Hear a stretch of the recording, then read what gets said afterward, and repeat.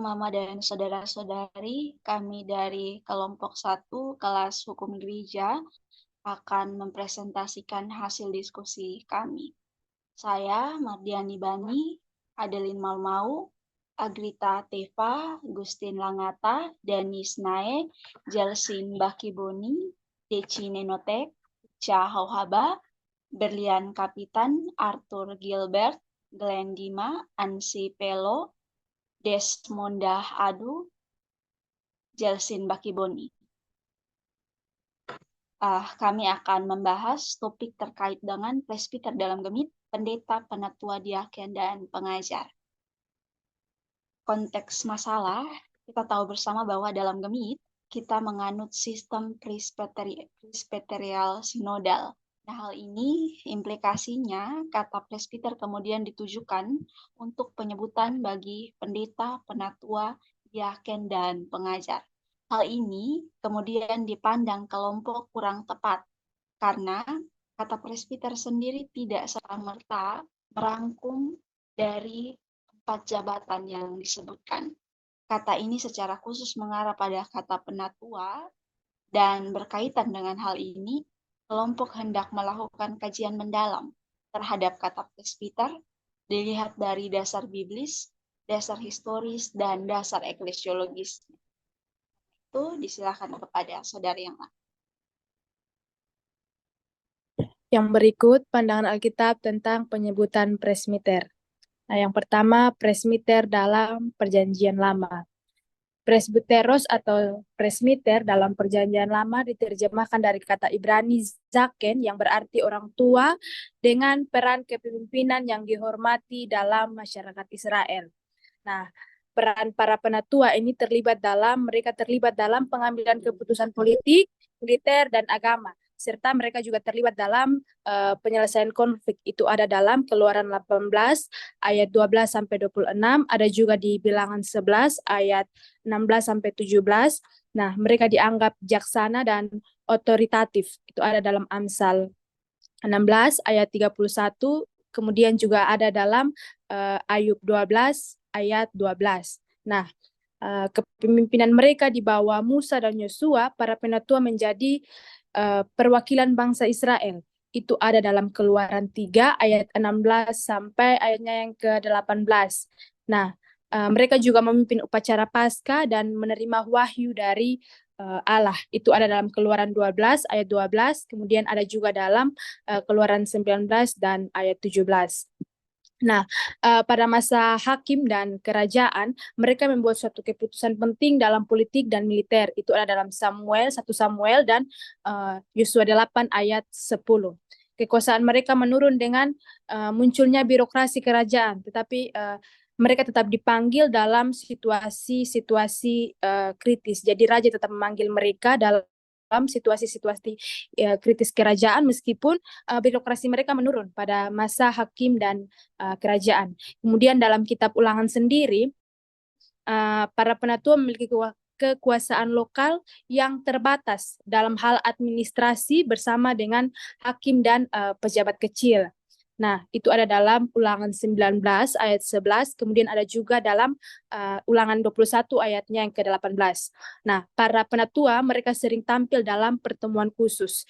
Itu juga ada dalam Ulangan 12 ayat 9. Meskipun mereka bukan sebagai korporasi resmi, jadi mereka sering tampil dalam pertemuan-pertemuan khusus, meskipun mereka bukan secara khusus korporasi resmi lagi dalam masa hakim dan kerajaan. Selanjutnya akan dibahas oleh saudara yang lain. Pada bagian yang berikut adalah konsep tentang penatua itu kemudian mengalami perkembangan yang kemudian berkelanjutan. Dalam hal ini, setelah pembuangan, penatua itu muncul atau dilihat sebagai kepala keluarga, dan otoritas yang mereka punyai didasarkan pada posisi mereka di dalam struktur keluarga.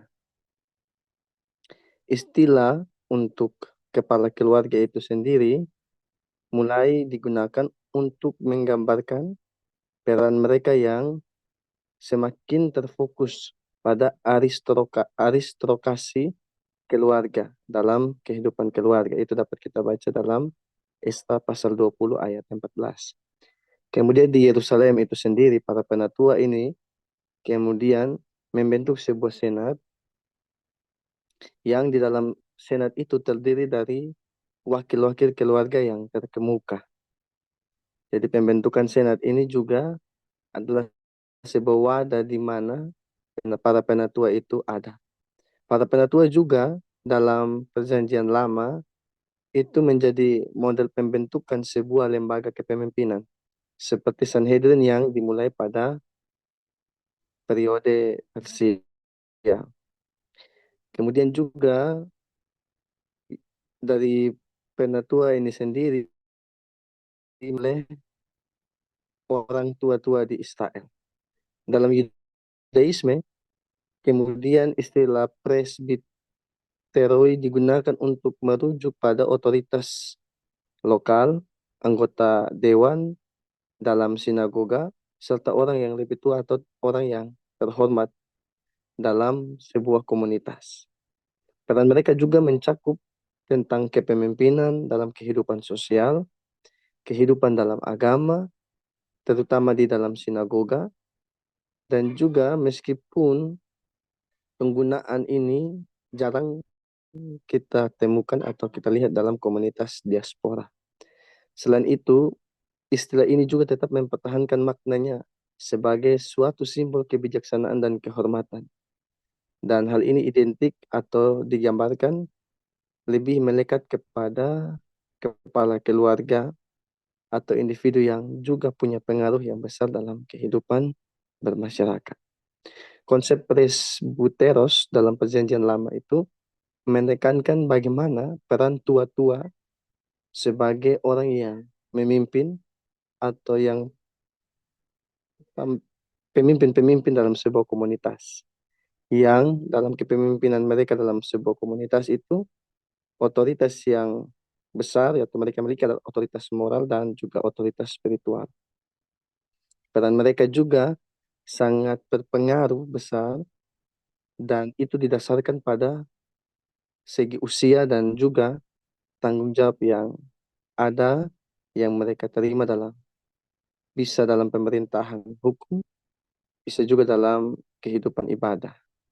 Fungsi mereka ini juga terus mengalami perkembangan sepanjang sejarah Israel dan itu menjadi sebuah dasar bagi struktur kepemimpinan, baik itu kepemimpinan formal dalam tradisi Yahudi dan itu mengalami perkembangannya terus berkelanjutan. Akan dilanjutkan oleh saudara yang lain. Baik, jika tadi kita sudah mendengarkan tentang presbiter dari perjanjian lama, maka kita akan melihat dalam perjanjian baru. Nah, dalam perjanjian baru sendiri, istilah presbiter ini disebutkan dalam dua kata, yakni penatua dan penilik. Nah, kata penatua ini dalam bahasa Yunani yaitu presbuterus, yang bisa ditujukan juga untuk tua-tua.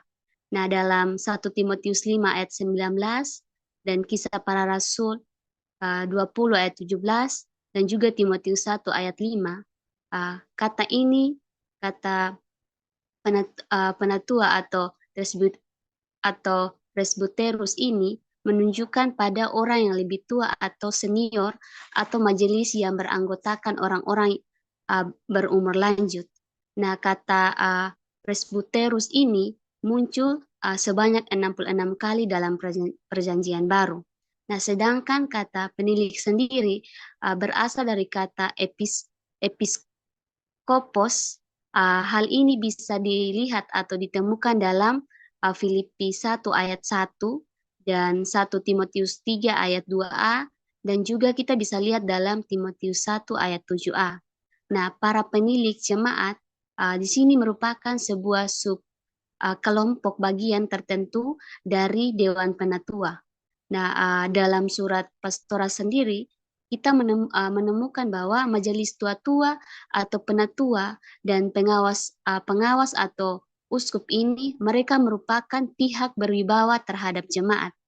Nah, dalam surat-surat pastoral sendiri, disebutkan juga tugas yang mengatur bagi seorang janda dan juga pelayanan jabatan yang harus terbuka bagi orang-orang. Kita bisa lihat itu dalam 1 Timotius 5 ayatnya yang ke-9.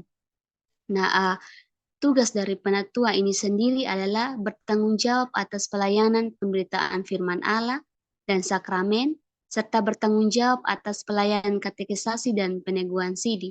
Selain itu juga, tugas penatua ini yaitu mengunjungi dan mengembalakan anggota-anggota jemaat, dapat memimpin jemaat, dan dapat menjalankan disiplin gereja. Nah, selain itu juga dalam pemerintahan gereja, istilah penatua atau tua-tua ini diartikan sebagai sebuah jabatan. Pemilihan penatua ini dilihat berdasarkan usia.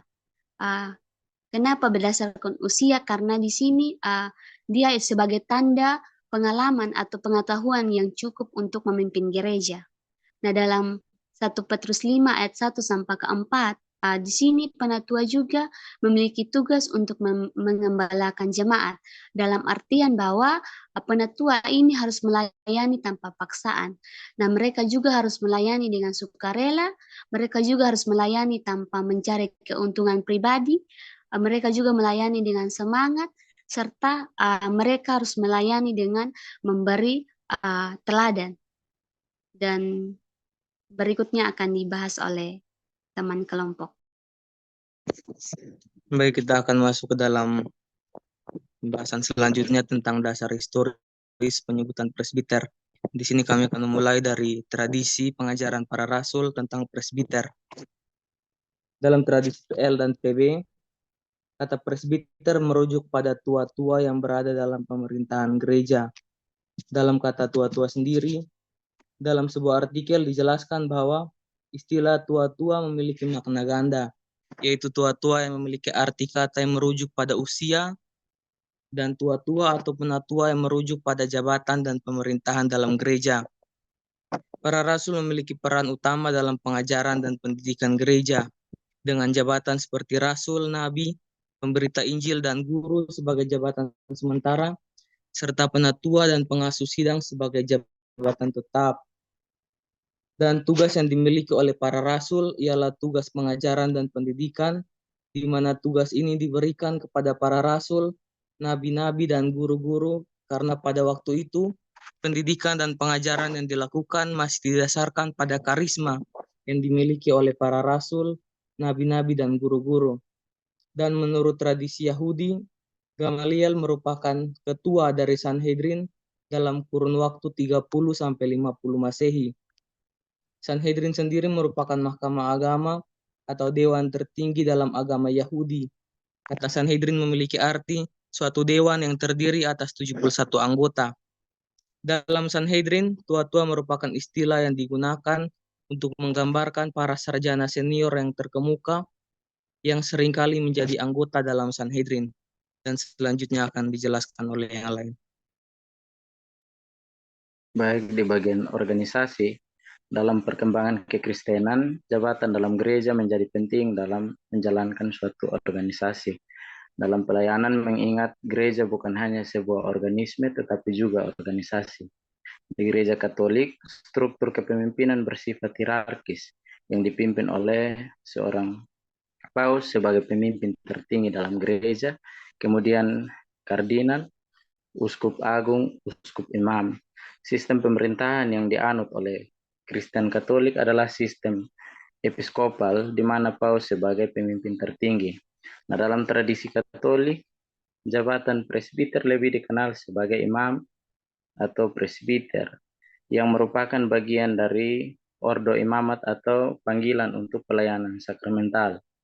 Imam dalam gereja Katolik bertanggung jawab untuk merayakan misa, memberikan sakramen, dan menjalankan tugas pastoral lainnya. Secara hierarkis, seorang presbiter berada di bawah uskup dan di atas diakon. Peran presbiter dalam gereja Katolik meliputi yang pertama, perayaan Ekaristi, yang kedua, pengajaran, yang ketiga, pengurapan dan sakramen lainnya, yang keempat, tugas pastoral. Yang berikut sistem pemerintahan ini yang kemudian ditentang oleh Calvin, sebab sistem ini menimbulkan adanya hierarki jabatan dalam gereja. Lalu ia merumuskan sistem pemerintahan baru, yakni sistem presbiterial sinodal, yang berisi 4 jabatan gerejawi, yakni pendeta yang bertugas untuk memberitakan firman, pengajar untuk mengajarkan ajaran Kristen, penatua untuk mengawasi dan memberi nasihat, dan diaken untuk membantu kaum miskin dan merawat orang sakit. Nah, dalam sistem ini, keputusan diambil secara kolektif tanpa kekuasaan.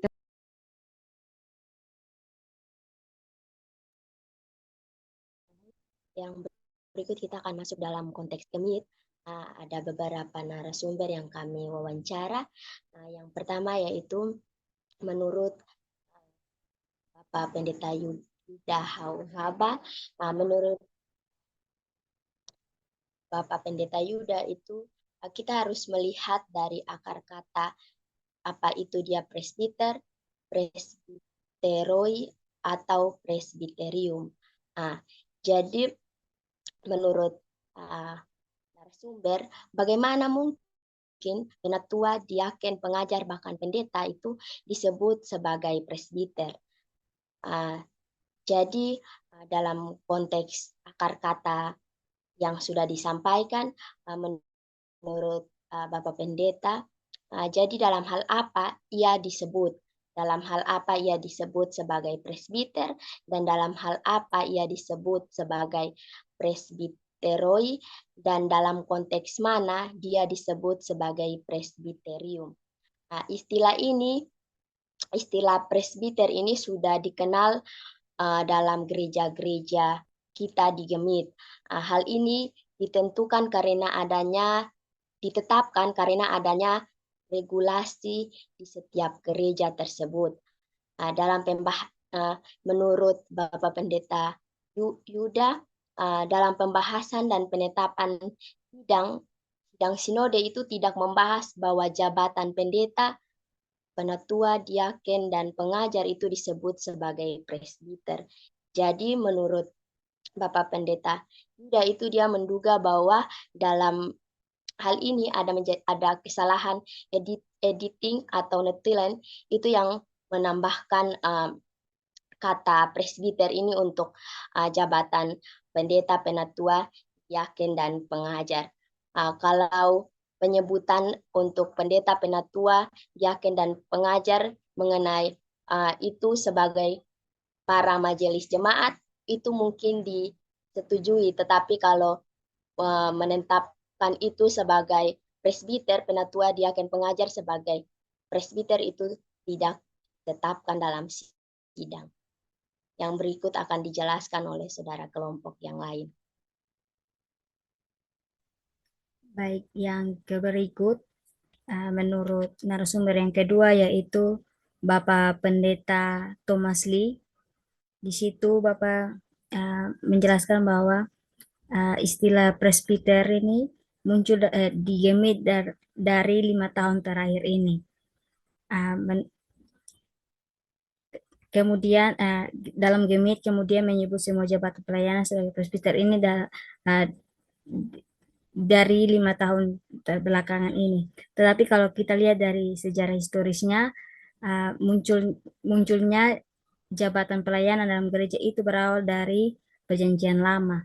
Tapi sebutan itu tidak digunakan sampai dengan sekarang. Misalnya imam dan raja.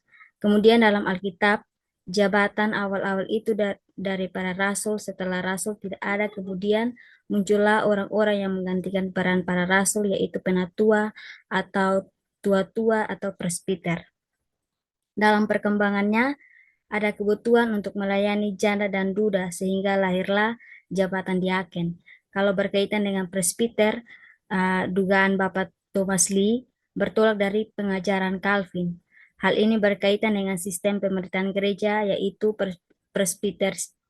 presbiterial sinodal. Hal ini yang membedakan Gemit dengan Katolik, karena pemahaman Gemit semua berpusat berpusat pada, karena dalam pemahaman Katolik semua keputusan itu berpusat pada uskup. Tetapi kalau dalam konteks Gemit, semua keputusan itu diputuskan secara kolektif kolegial. Jadi Gemit menganut ajaran Calvin bahwa pemimpin gereja tidak tunggal tetapi bersifat kemajelisan. Oleh karena pemahaman kemajelisan inilah yang dipahami dalam bahasa Latin presbiterium atau himpunan majelis jemaat yang terdiri dari para tua-tua. Jadi dugaannya Bapak Thomas Lee kalau dulu penatua atau presbiter memang dikhususkan untuk tua-tua, tetapi belakangan penyebutan ini tidak dikhususkan untuk tua-tua, tetapi untuk semua yang menjadi pemimpin jemaat. Jadi sekarang ini atas dasar sistem presbiter sinodal ini itu lalu kemudian himpunan majelis jemaat yang terdiri dari pendeta, penatua, diaken dan pengajar itulah yang kemudian berkembang di Gemit yang dipandang sebagai presbiterium. Nah, istilah atau penamaan presbiterium itulah kemudian dipakai oleh Gemit untuk penamaan kolektif untuk pendeta, penatua, diaken dan pengajar. Dalam pemahaman Gemit itu yang disebut dalam kemajelisan atau presbiterium itu adalah mereka yang terhimpun dalam tubuh kemajelisan jemaat. Tetapi dalam pemahaman Gemit, semua yang bertindak sebagai pemimpin atau tokoh-tokoh jemaat itu adalah presbiterium, yaitu pendeta, penatua, diaken, dan pengajar. Tetapi hal ini dilihat dari fungsinya. Narasumber yang ketiga yaitu Bapak Pendeta Yosefus Aslano. Menurut Bapak Pendeta Yosefus, penyebutan presbiter kepada pendeta, penatua, diaken, dan pengajar ini baru saja muncul sekarang-sekarang ini. Pada waktu dulu, penyebutan kepada keempat jabatan pelayanan itu memakai istilah majelis jemaat karena dipandang sebagai tua-tua gereja. Karena itu, orang-orang merasa bahwa penyebutan tua-tua itu tidaklah masalah. Menurut Bapak Pendeta Yosefus, memang penyebutan presbiter untuk keempat jabatan pelayanan itu juga tidak secara formal dirumuskan dalam sebuah sidang bahwa mereka semua itu disebut sebagai presbiter. Bahkan dalam tata gereja saja memakai istilah badan pelayanan. Namun, ketika istilah presbiter sampai kepada jemaat, jemaat tidak menganggap ini sebagai sesuatu yang salah karena budaya di sini sangat menghormati tua-tua yang dianggap sebagai pemimpin dan kemudian ini menjadi kebiasaan yang tidak menjadi prioritas dalam pelayanan. Oleh karena itu, bagi Bapak Pendeta Yosefus menyimpulkan bahwa pemakaian kata presbiter untuk keempat jabatan pelayanan tadi hanyalah sebutan-sebutan saja. Ya, lanjut pernyataan dari Bapak Yosefus ini, beliau mengakui bahwa hal ini sulit dalam hal merubah pola pikir orang-orang yang bagaimana mereka sudah dalam kebiasaan dan budaya yang untuk menyebutkan presbiter itu ditujukan kepada pendeta, penatua, diaken, dan juga pengajar. Nah, akan tetapi ini menjadi catatan penting bagi kita secara akademis seperti Fakultas Teologi, yang dimana sebagai dapur dan tulang punggung gereja yang juga mempunyai tanggung jawab yang harus dilaksanakan untuk bagaimana menyampaikan kebenaran itu. Dalam hal ini juga Bapak Yosefus ini menyetujui akan pemakaian kata presbiter untuk pendeta, penatua, diaken, dan pengajar dengan alasan bahwa ini beranjak dari budaya atau kebiasaan dari orang-orang Timur, yang dimana yang namanya pemimpin itu harus dituakan. Oleh karena itu, memang Bapak setuju, tetapi dalam hal ini bukan berarti bahwa Bapak ini mengabaikan apa yang telah yang awal begitu dari kata dasar presbiter itu sendiri.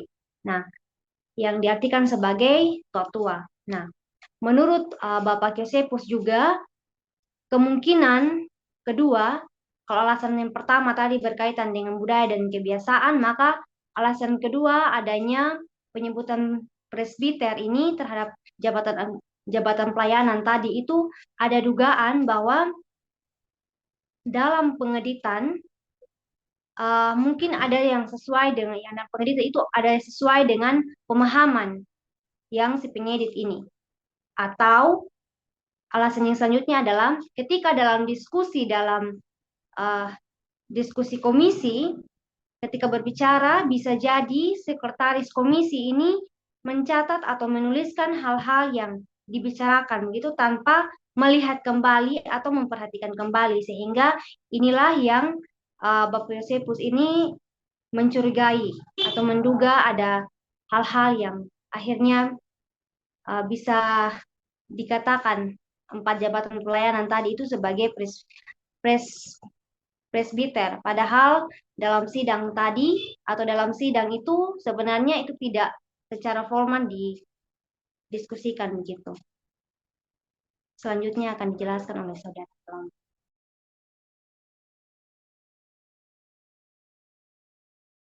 Baik, selanjutnya kita akan mendengarkan penjelasan mengenai dasar eklesiologi untuk penyebutan presbiter. Nah, kita tahu bersama bahwa eklesiologi ini berasal dari bahasa Yunani yang artinya persekutuan orang-orang yang telah dipanggil keluar dari kegelapan untuk menjadi orang-orang yang percaya kepada Yesus Kristus. Nah, orang-orang yang telah dipanggil dalam suatu persekutuan yang disebut gereja ini, mereka kemudian melanjutkan pelayanan Yesus di dunia. Nah, dalam menjalankan tugasnya, melanjutkan pekerjaan Yesus, yang kemudian gereja memiliki visi dan misi dalam pelayanannya, yaitu menghadirkan tanda-tanda kerajaan Allah. Nah, sebelum masuk dalam penyebutan presbiter dalam tugas gereja untuk menghadirkan tanda-tanda kerajaan Allah sebagai visi dan misi dari gereja itu sendiri, kita tahu bersama bahwa gereja itu bukan hanya sebagai organisme atau persekutuan orang-orang percaya dalam yang menjalankan visi dan misi dari Allah, yaitu menghadirkan tanda-tanda kerajaan Allah, tetapi gereja itu juga adalah organisasi di mana dalam perannya sebagai organisasi untuk menjalankan tugas dan fungsinya dalam menghadirkan tanda-tanda kerajaan Allah itu, gereja perlu menata pelayanan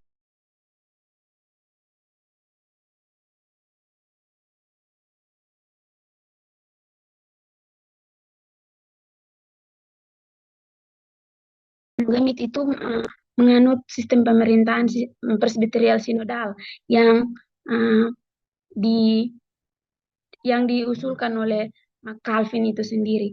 Nah, dalam presbiterial sinodal ini Calvin menyebutkan ada 4 jabatan gerejawi, yaitu pendeta, penatua, diaken, dan juga pengajar. Namun keempat jabatan gerejawi ini adalah jabatan gerejawi yang tidak bersifat hierarki seperti dalam Katolik, yang sistem pemerintahan mereka itu episkopal dan bersifat hierarki yang ditentang oleh Calvin itu. Tapi dalam presbiterial ini, keempat jabatan gerejawi ini memiliki tugas dan fungsi yang berbeda-beda, tetapi tidak ada yang lebih tinggi dari keempat jabatan gerejawi itu. Nah, kita sudah mendengarkan penjelasan tadi bahwa presbiter itu memiliki arti tua-tua, baik dalam perjanjian baru maupun dalam perjanjian lama. Nah, dalam penyebutannya, Calvin mengajarkan bahwa presbiter itu terdiri dari pendeta dan penatua yang bersama-sama menjadi majelis dalam mendidik, mengawasi, dan menilik jemaat. Nah, tugas utama dari presbiter atau para tua-tua ini adalah memberitakan firman Tuhan sesuai dengan prinsip sola scriptura atau hanya berlandaskan Alkitab. Pimpinan ini, penatua ini atau presbiter ini tidak lebih tinggi daripada diaken ataupun pengajar, tetapi memiliki fungsi dan tugas yang berbeda-beda dari ketiga jabatan gerejawi yang lain ini. Nah, kemudian kata presbiter ini menunjuk kepada para tua-tua. Dan lalu yang disebutkan oleh Nah, Calvin dalam keempat jabatan gerejawi itu sebagai kata majelis. Nah, seperti yang sudah dijelaskan tadi juga, kata majelis ini dalam bahasa Yunani disebut Sinedrion yang artinya duduk bersama. Tetapi dalam masyarakat Yahudi pada zaman Perjanjian Baru, Sinedrin ini diterjemahkan dengan kata Sanhedrin yang dimaknai sebagai pengadilan modern. Jadi tradisi atau penyebutan untuk presbiter atau tua-tua dalam gereja itu kemudian tidak hanya menunjuk kepada presbiter, itu tidak hanya menunjuk kepada diaken, penatua, pendeta, dan pengajar, tetapi hanya ditujukan kepada para tua-tua atau penatua itu sendiri. Untuk 4 jabatan gerejawi itu disebut dengan sebutan majelis jemaat. Terima kasih. Selanjutnya akan dijelaskan oleh saudara kelompok. Baik, kita masuk dalam usul saran. Sebagai mahasiswa-mahasiswi teologi yang belajar dan memahami bagaimana tempatnya kata presbyterios itu dipakai, maka dengan belajar yang tekun, kita harus menyampaikan suara kebenaran itu kepada setiap kalangan dengan berbagai cara, seperti diskusi, pendekatan, ataupun dengan mengadakan seminar, agar perlahan-lahan orang bisa memahami dan paling tidak bisa berkurang untuk memahami kata presbiter untuk ditunjukkan kepada pendeta, penatua, diaken, dan pengajar.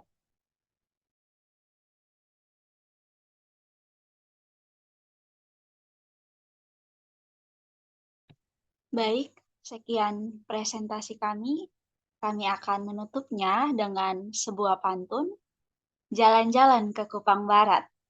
Cakep. Jangan lupa singgah di Onisu. Cakep. Kalau ada yang ingin bertanya dan berpendapat, silakan diberitahu. Terima kasih. Salam. Salam.